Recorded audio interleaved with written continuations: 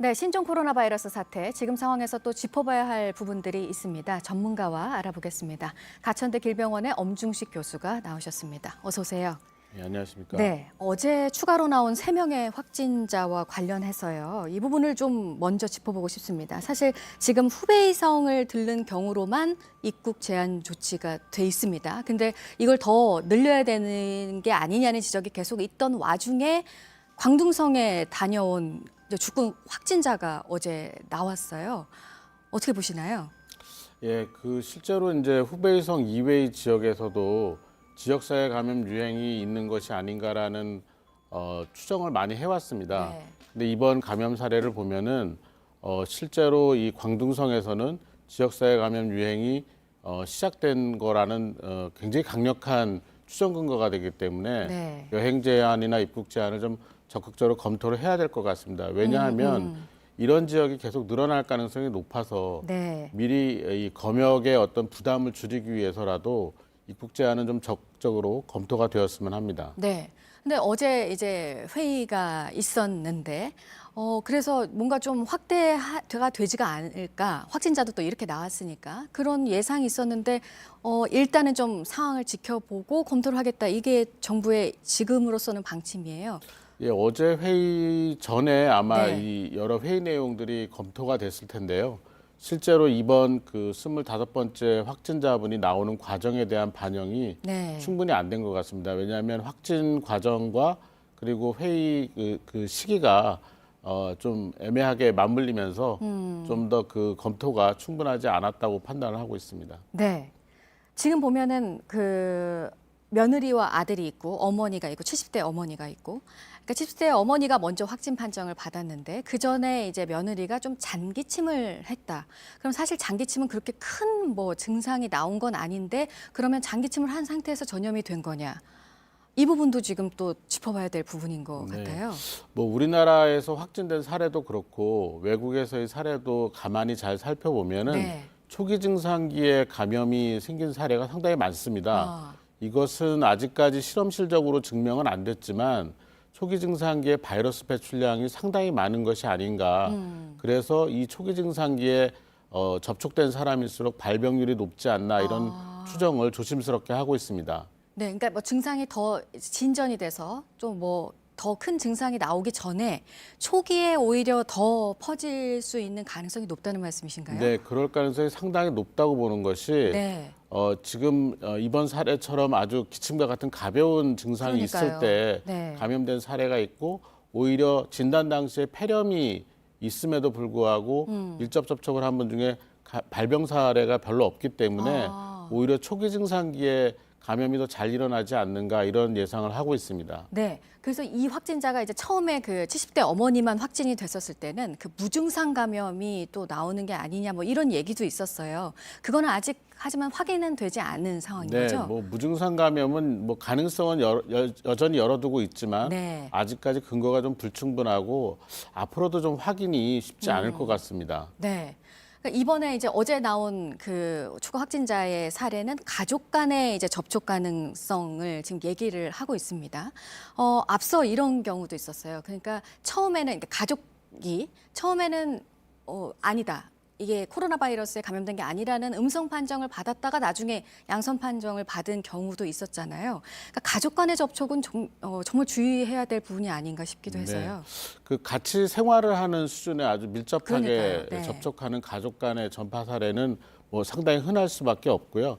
이제 이런 경우에 실제 증상의 시작 시기하고 확진 시기가 달라질 수도 있고, 네. 그 다음에 이런 과정에서 이번 케이스와 같은 경우에서 이렇게 중국과 같은 위험 지역을 다녀온 가족과 동거하는 수준의 밀접 접촉을 한 분들은 사례적에 맞지 않더라도 좀 적극적으로 그러니까요. 검사를 좀 시행할 필요가 있다고 봅니다. 교수께서 지금 얘기하신 그 부분이 이제 협조가 필요한 시민들이 협조가 필요한 부분인 것 네, 같습니다. 맞습니다. 그러니까 뭐 중국의 뭐 후베이상은 물론이고 다른 지역을 갔다 왔다든가 아니면 지금 뭐 발생하고 있는 다른 제3국들도 있잖아요. 이곳에 갔다 왔는데 내가 좀 증상이 있는 것 같다 하면 초기 증상이어도 빨리 가서 검사를 받아야 된다는 건데. 네. 그러니까 어느 정도 내가 이런 증상이 있는 것 같다 하면은 검사를 받는 게 좋을까요? 증상은 증상은 뭐 발열하고 기침, 뭐 인후통 이런 대표적인 증상들이 있는데 사실 이 증상만으로는 본인이 그 확진 검사를 받아야 될지 네. 스스로 결정하기는 어렵습니다. 네네. 그렇기 때문에 이런 증상들이 있고 여행력이 있거나 또는 확진자와 접촉했을 가능성이 높은 경우에는 1339나 보건소와 충분히 통화를 통해서 네. 역학적인 판단을 좀 받으시는 게 좋겠습니다. 아, 그럼 증상이 나오기 전에도 말씀하시는 건가요? 증상이 안 나왔을 때는 네. 실제로 이 검사를 해서 확진 가능성이 떨어지기 때문에 네. 증상이 발현된 시점에서 이런 상담을 받으시는 게 좋을 것 같습니다. 네. 그리고 또 하나 지금 우려가 되는 게 지금까지 확진자는 60세 이하의 환자들이 대부분이었습니다. 그러니까 기저질환, 그러니까 앓고 있는 병이 없는 분들 대부분. 근데 지금 70대 여성이 나와서 좀 고령자여서 또 우려가 나오고 있어요. 그래도 지금 상태는 안정적이라고는 하는데 어떨 것으로 보시나요? 네, 뭐 고령이시긴 하지만 전신 상태는 지금 굉장히 안정적이라고 들었습니다. 물론 이제 병이 진행하는 과정을 잘 봐야 되겠지만 이분이 증상이 비교적 네. 빠르고 정확하게 나타난 걸 보면은 정상적인 면역 상태를 유지했을 가능성이 높고 네. 그렇다 보면은 아무래도 결과가 좋지 않을까 이렇게 예상을 합니다. 네. 그래도 다행인 거는 확진자는 계속 뭐 며칠 새에 늘기는 늘었지만 또 퇴원하는 그 환자들도 많아지고 있어요. 이번 주에도 좀 퇴원하는 환자들이 있을 거라고요. 네. 유입 초기에 진단된 분들의 상당수가 이번 주에 퇴원할 가능성이 높습니다. 그렇지만 여전히 위험 지역을 다녀온 이후에 유입되는 확진 환자가 계속 있을 수 있고 또 확진 환자와 접촉한 분들 중에서 다시 확진되는 분들이 일부에서 생길 수 있다 이렇게 예상을 하고 있습니다. 네. 또 게다가 이제 또 늘어난 상황이잖아요. 그러니까 광둥성에 이번에 다녀온 사람들도 추가 확진 확진 판정을 받은 걸 보면 대상이 좀 늘어나지 않았습니까? 그래서 이제 또 검사 대상에 포함이 돼서 확진이 된 건데, 그럼 이번 주에 좀 이 영향도 있고 확진자가 좀 늘어날 가능성이 크다고 보시는 건가요? 예, 뭐 확진자가 더 늘어날 가능성은 충분히 있다고 보고 있고요. 네. 그렇지만 사실 실제 이 확진 결과들이라는 것이 뭐 진행이 돼야지 그 다음 확진자가 나오는 거니까 이제 얼마나 많은 사람들이 특히 이제 위험 요인을 가진 분들이 빠짐없이 이 확진 검사를 받느냐에 네. 따라서 확진자 숫자가 결정이 되지 않을까 생각합니다. 네. 국내 상황을 좀 봤고요. 이 부분은 어떻게 볼 수 있을까요? 중국에서 지금 뭐 후베이성은 계속 상황은 심각해지고 있기는 한데 후베이성 이외의 지역에서는 지금 확진자가 좀 증가세 그 폭이 좀 줄고 있다는 점. 이거는 조심스럽게 좀 긍정적으로 해석을 해도 될 부분인가요? 예, 그 우한 후베이성을 봉쇄한 효과가 뭐 이전 주부터 나타나기 시작을 해서 이번 주에는 확실히 이 감소 효과를 보이는 것 같습니다. 근데 좀 우려스러운 상황은 일부 지역, 예를 들면 광둥성이나 아니면 저장성 쪽에서는 아직도 신규 확진자가 좀 빠르게 증가하는 네. 추세를 보이고 있어서 네. 이 지역에서는 지역사회 감염 유행을 면밀하게 좀 관찰을 하고 검토를 해야 될 것 같습니다. 네. 근데 참 중국 정부 쪽의 그 발표도 혼란을 이번에 일으키는 경우가 많았습니다. 공기를 통한 전파 가능성을 얘기했다가 또 아니라고 부인을 하고 이런 상황에서 또 혼란이 가중됐었어요. 일단은 없는 걸로 확인이 된 거죠. 네, 지금 뭐 전파 양상을 보면 공기 전파, 에어로졸에 의한 전파는 가능성이 없다고 보고 있습니다. 왜냐하면 이런 경우에는 아주 작은 입자가 십수미터씩 날아가서 감염 전파가 일어난다는 건데 이제 그렇다면 우리나라도 그렇고 중국도 그렇고 이것보다 지금보다 훨씬 더 심각한 유행 양상을 보이고 있을 겁니다. 그래서 이 가능성은 없다 이렇게 저는 판단을 하고 있습니다. 네.